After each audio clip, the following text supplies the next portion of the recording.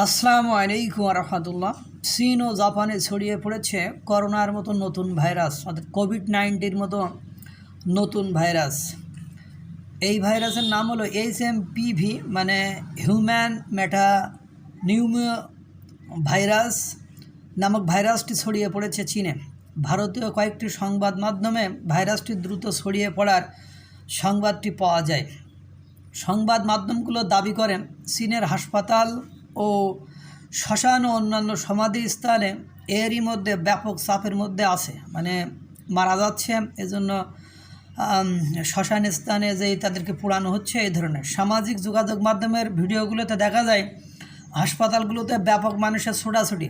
ভারতীয় গণমাধ্যম NDTV দাবি করেছে এরই মধ্যে চীন জরুরি অবস্থা ঘোষণা করেছে, যদিও এই জরুরি অবস্থার বিষয়টি নিশ্চিত নয়। এই নতুন ভাইরাস কোভিডের মতো লক্ষণ সৃষ্টি করে, ঠান্ডা, জ্বর, কাশি, পরে নিউমোনিয়ার দিকে চলে যায়। ভাইরাসটির এখান থেকে কয়েক বছর আগে দেখা গেলেও ভাইরাসটির টিকা এখনও পর্যন্ত আবিষ্কৃত না হয় বিষয়টি ব্যাপক আতঙ্ক সৃষ্টি করেছে। চীন একাধিক ভাইরাসের সংক্রমণের মুখোমুখি হচ্ছে, যেমন ইনফ্লুয়েঞ্জা, তারপরে মাইক্রো প্লাজমা নিউমোনিয়া এবং কোভিড-19 মতো। রয়টার্সের প্রতিবেদন হতে জানা যায় চীনে নতুন একটা ভাইরাস হতে আসা শ্বাসযন্ত্রের রোগের পর্যালোচনা চলছে। কোভিড-19-এর প্রস্তুতি না থাকায় ব্যাপক ক্ষতি হয়েছিল, এজন্য আগে থেকে প্রস্তুতি নিয়েছে।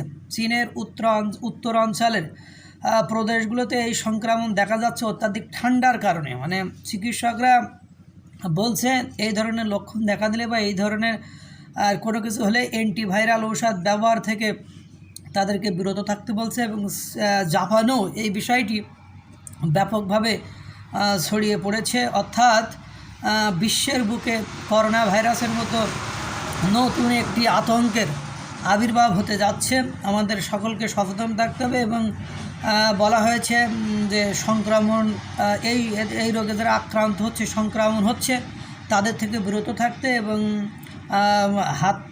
হাত মুখ ভালো করে ধুয়ে, তারপরে সাবান দিয়ে ভালো করে ধুয়ে স্যানিটাইজারটার ব্যবহার করার জন্য আমারও জানানো যাচ্ছে। আল্লাহ তাআলা সকলকে ভালো রাখুক, সুস্থ রাখুক। আসসালামু আলাইকুম ওয়া রাহমাতুল্লাহ।